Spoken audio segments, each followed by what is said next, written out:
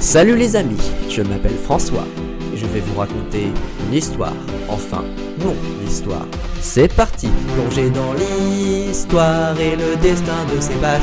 Il combattra aux côtés de ses personnages, c'est son futur, il connaît bien le voyage, c'est Fantasia. François, non, c'est bon, tu retournes dans l'histoire. Non mais oh, c'est moi qui raconte. Bienvenue, chers auditeurs. Préparez-vous à découvrir un nouveau monde. Êtes-vous prêts à vivre une histoire pleine de rebondissements, d'aventures, d'amitié et de combats? Croyez-moi, vous ne serez pas déçus. Mais notre histoire commence loin de tout ça, dans le monde réel. Et nous retrouvons François, qui, décidément, n'arrive pas à réaliser son rêve, publier son livre.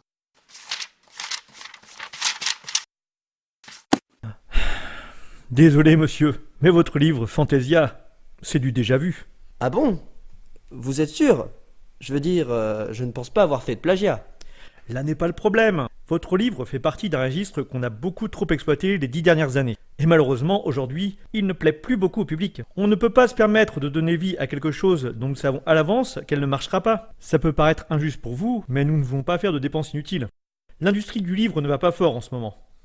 Vous savez, moi, j'ai mis tout mon cœur dans l'écriture de Fantasia. C'est un rêve d'enfant pour moi. Un enfant qui a toujours été dans son monde. Alors moi, je ne demande pas grand-chose. Je ne souhaite même pas m'enrichir. Je ne demande seulement qu'une petite parution. Même juste 100 exemplaires, et je serai heureux. Alors, si vous ne le faites pas pour le business, faites-le pour le rêve d'enfant. N'essayez pas de me prendre par les sentiments, monsieur. Je ne changerai pas d'avis. Au revoir, monsieur. Bon courage. Vous allez le regretter. Je vous rappelle que beaucoup de maisons d'édition ont refusé Harry Potter de J.K. Rowling.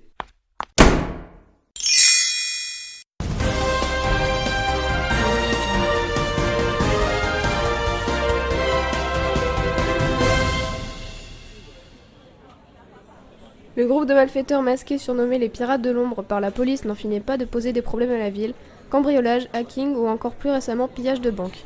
Ils ne laissent jamais de traces à part leur signature, une tête de mort. Personne ne les a jamais vus et la police travaille sans relâche pour les démasquer. Écoutons un témoignage du directeur de la banque dévalisée dernièrement. Moi je ne comprends pas ce qui s'est passé. Les caméras de surveillance fonctionnaient, le système d'alarme également. Il y avait même un vigile de nuit. Mais quand on est arrivé au petit matin, plus rien. Pouf, disparu. Les caméras ne montrent qu'une fumée subite.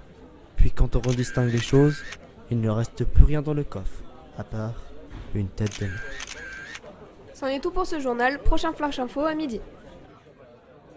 Et voilà pour ces messieurs, un expresso et un chocolat chaud avec une paille bleue. Merci. Bon, tu me racontes comment ça s'est passé? Bah un peu comme d'habitude quoi, votre livre c'est du déjà vu, il ne marchera pas, c'est pas intéressant pour nous, blablabla et blablabla. Tu vois le genre. Ça fait quand même la 14e maison d'édition qui te refuse depuis le début. Peut-être que ton livre n'est pas aussi bien que tu le penses, ou que tu n'es pas fait pour le métier d'auteur. Il faudrait peut-être penser à une reconversion. Qu'est-ce que tu veux dire par là? Une reconversion professionnelle quoi, trouver un métier. Tu n'as jamais vraiment bossé de ta vie. Tu sais ce que c'est une fiche de paye au moins? Une quoi? Puis papa et maman en ont marre que tu restes chez eux à pas payer ta bouffe, ton loyer. Ok, t'as pas fait d'études qui pourraient les ruiner, mais ça fait quand même 5 ans que t'es susceptible de travailler. Mais je travaille moi, ça prend du temps d'écrire un roman de 536 pages. En plus, dès que j'aurai fait paraître le premier, je commence le deuxième. Mais arrête avec ton roman François, s'il y a 14 maisons d'édition qui ont refusé Fantasia, c'est que ce n'est pas anodin. Sérieusement, ça te paraît pas d'être comme moi, être indépendant, gagner sa vie tout seul, avoir son chez-soi, une famille, devenir un adulte quoi? Théoriquement, je suis un adulte, hein, j'ai plus de 18 ans. C'est une expression François. Bon, je t'ai pris un rendez-vous dans une agence d'emploi. Tu as rendez-vous cet après-midi à 15h pour te trouver un job. Sois présentable et enthousiaste s'il te plaît.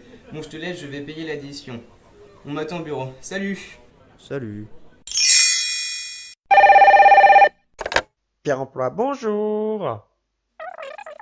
Oui, bonjour madame. Qu'est-ce qu'il vous faudrait? Un CDI?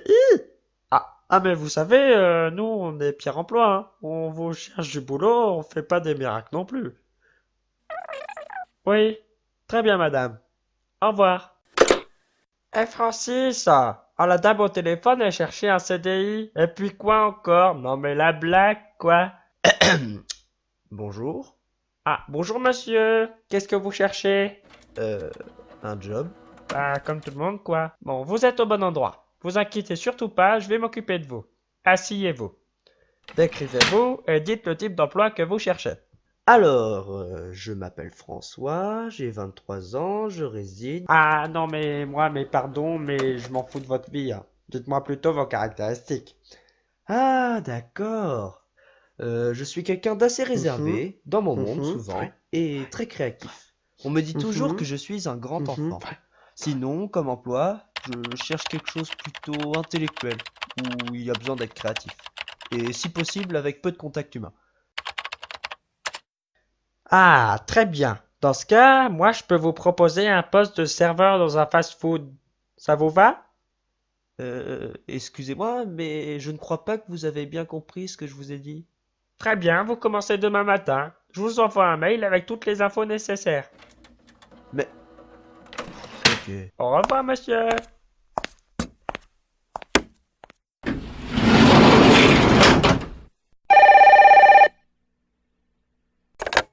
Pierre Emploi, bonjour. Un rendez-vous jeudi? Ah, désolé, monsieur, mais ça va pas être possible, hein. Nous, on fait le pont. Comment ça, il y a besoin d'un jour férié pour faire le pont? François! Il est où ce boulet? Oui, madame. Vous me cherchez? Bon, François, je veux bien admettre que c'est ton premier jour, mais t'es quand même le roi de la boulette. De 1, t'as quand même servi des nuggets à un vegan. De 2, du poisson à un allergique. Et de 3, pourquoi il y a un putain de château en carton dans la réserve? Alors, on se calme tout de suite, hein. De 1, c'est pas marqué sur la tête des gens vegan ou allergique aux poissons. Et de 2, c'est pas n'importe quel château. C'est le donjon de la terreur. De 1, t'es viré. De 2, t'es viré. Et de 3, t'es viré! Merci.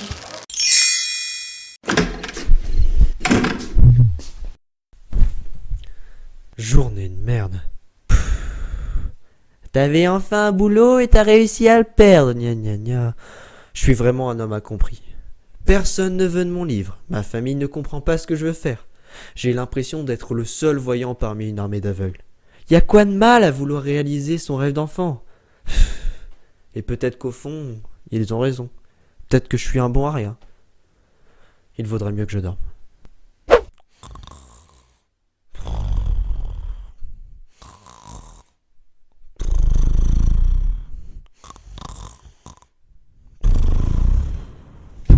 Aujourd'hui, j'avais oublié que vous aviez enlevé une note traversée le mur. Oh voilà, c'est bon. Chut, oui. Oh, c'est bon, vu comment il ronfle, l'autre, elle risque pas de nous voir. Bon, pourquoi le chef nous a envoyés ici ce coup-ci? Peut-être parce qu'on est des gargouilles à souhait et qu'il faut réaliser le souhait de ce jeune homme qui dort tranquillement. Ouais, mais c'est quoi son souhait? Attends, je vais le scanner. Oula, il veut faire publier son livre, ce con. Quel livre? Il y en a un sur un table de chevet. Ok, je le lis vite fait. Ça s'appelle Fantasia. C'est vrai qu'il est pas terrible parce que c'est du déjà vu, mais il a quand même un petit charme. On l'aide à le faire publier. Ok, mais il faut l'améliorer. J'ai une idée pour ça. Viens par là. Ah, je suis d'accord. Ça peut être drôle. Allez, c'est parti pour la formule magique. La vie peut être belle, mais parfois est injuste. Que ce souhait se rebelle et la vérité s'ajuste. Bon voyage!